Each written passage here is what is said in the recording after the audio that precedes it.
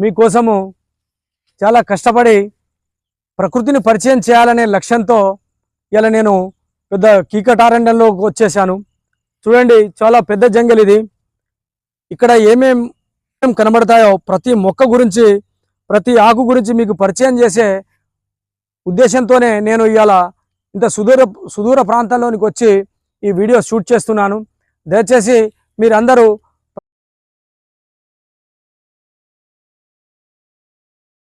ప్రకృతి లేనిదే మనం లేము, చెట్లు లేకుంటే చెట్లే ప్రగతికి మెట్లు అన్నట్లు మనం అందరం కూడా ప్రతి విషయంలోనూ అంటే మనకు కావలసినటువంటి కూడు గూడు బట్ట కోసము ప్రతిదీ మనము మొక్కలపైనే ఆధారపడుతున్నాము.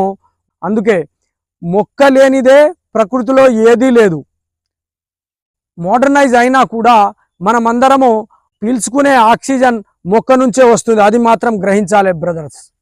అందరూ కూడా ఒకటి గుర్తుంచుకోండి, మీరు ఎంత కాంక్రీట్ జంగల్లో ఉన్నా, ఎంత మోడర్నిటీలో ఉన్నా కూడా మీరు పీల్చే ఆక్సిజను, తినే తిండి మాత్రము మొక్క నుంచే వస్తుందనే విషయాన్ని మీరందరూ గ్రహించాలి.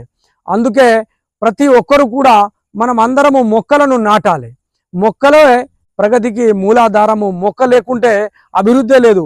మీరు ఏదో కాంక్రీట్ జంగల్ని చూసి, పెద్ద పెద్ద బిల్డింగ్లను చూసి, అనేకమైనటువంటి ఇన్ఫ్రాస్ట్రక్చర్ను చూసి అభివృద్ధి అనుకుంటున్నారేమో. అది కానే కాదు. నేటి ప్రకృతి వైపరీత్యాలకు అన్నింటికి కారణము ప్రకృతిని మనం నాశనం చేయడమే, ఓజోన్ పొర నాశనం కావడమే. అకాలమైనటువంటి వర్షాలు, ప్రకృతి వైపరీత్యాలు అన్నీ కూడా, సునామీలు అన్నీ కూడా ప్రతిదీ మన వల్లనే జరుగుతుంది. అది గ్రహించాలి. అందుకే మనము మొక్కలను కాపాడాలి, అడవిని కాపాడాలి. ఇవాళ నేను వివరించే ఉద్దేశం ఏంటంటే, నేను చిన్నప్పుడు మా అమ్మమ్మ వాళ్ళ ఊరు వెళ్ళేటోని. మా అమ్మమ్మ వాళ్ళ ఊళ్ళో అక్కడ చాలామంది గిరిజనులు ఉంటారు. వాళ్ళ తినే ఆహారం కోసము వాళ్ళు అంటే వర్షాకాలము ప్రారంభంలోనే అనేకమైనటువంటి రకరకాల గడ్డలను తవ్వి వాళ్ళు స్టోర్ చేసుకునే వాళ్ళు రకరకాల గడ్డలను తవ్వి స్టోర్ చేసుకొని, అంటే కరువు కాలంలో, అంటే తమకు తిండి దొరకనటువంటి కాలంలో, పనులు దొరకనటువంటి కాలంలో ఆ గడ్డలను తమ ఆహారంగా వినియోగించుకునే వాళ్ళు. దాంతోపాటు కూడా వాటిలో ఉండే అనేకమైనటువంటి వనమూలికల వల్ల, ఆ మెడిసినల్ వాల్యూస్ వల్ల అవి మన శరీరానికి కూడా చాలా ఆరోగ్యాన్ని ఇచ్చేటువంటి.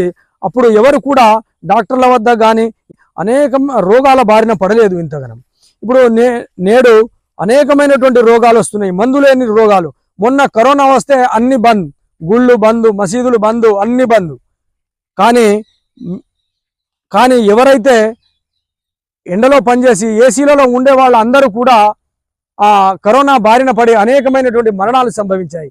కానీ రోజువారీ కష్టపడి అంటే మామూలు జీవితాన్ని గడిపే వాళ్ళే ఎక్కువగా కరోనా నుండి రక్షణ పొందారు. మీరు చూడండి, నేను ఇవాళ చెప్పబోయే గడ్డ గురించి మీకు వెతుకుతూ వచ్చాను. ఇగో ఇక్కడ దీని యొక్క తీగ కనబడ్డది చూడండి. ఇగో తీగ చూడండి. ఇగో ఇదే దాని యొక్క ఆ గడ్డ యొక్క తీగ. ఈ ఆకులు చూడండి. ఇది వర్షాకాలం ప్రారంభం తొలకరి ఆ చినుకులప్పుడే మనకు ఈ గడ్డలు కనబడతాయి. ఇగో దీని యొక్క వేరు, దీన్ని చూడండి మీరు. నేను ఇప్పుడు దీని కింద తవ్వుతాను.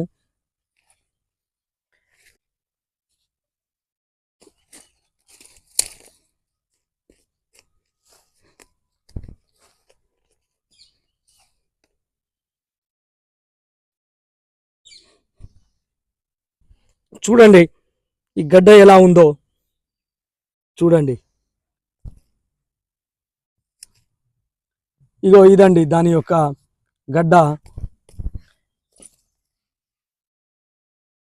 ఇగో ఇంకోటి తవ్వుతున్నా చూడండి.